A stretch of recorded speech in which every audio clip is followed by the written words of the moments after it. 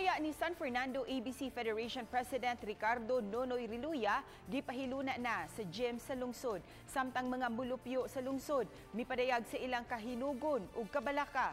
Siluan meron din sa report.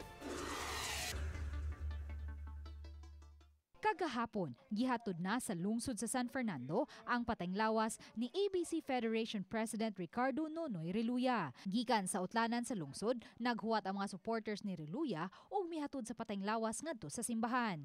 Agig padayag sa ilang pagbangutan, nagbitay og mga itong mga panapton at ubangan sa munisipyo. May mga tarpaulin usab sa hulagway ni Reluya nga nanawagan og hustisya.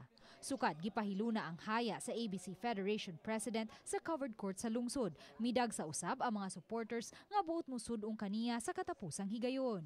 Usa sa miduaw ang iyang kanhi katabang sulod na sa 15 ka tuig. Dili mi katabang ang pagtratar niya namo ko dili igsuon. Isip maguwang kog edad niya. Hangtod nga ako nagbantay sa iyang gidikanan ni Maminit. Hangtod nga panaw na sila sa laing kalibutan. Hangtod karon sila lang gihapon ang among-among.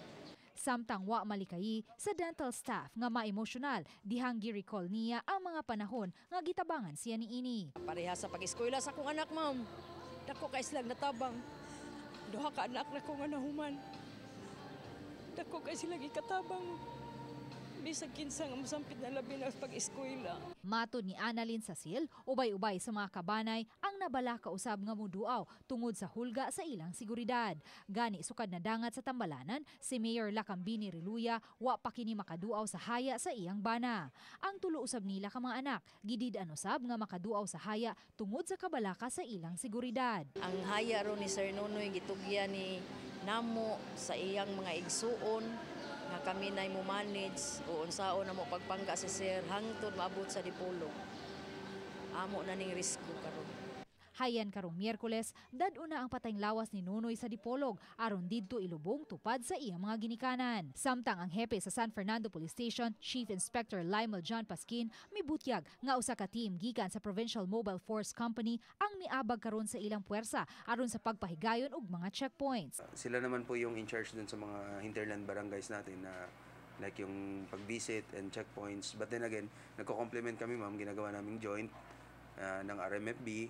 Minsan joint naman ng PMFC. Considering po yung strength ng MPS. Kasi dito stretch po kami sa security. Kaya nagko-complement na lang po kami dun sa mga checkpoint nila. Mitanyag usab og seguridad sa Banay'ng Reluya ang San Fernando Police. Sagol pagbangutan og kahingawa sa ilang seguridad ang gibati karon sa mga mulupyo dinhi sa lungsod sa San Fernando. Panghinaot lang nila nga unta mahatagan og hustisya ang gihulagway nilang brutal nga krimen. Gikan dinhi sa lungsod sa San Fernando, uban ni Marlon Melgazo, Luan Merondina, Balitang Bisdak.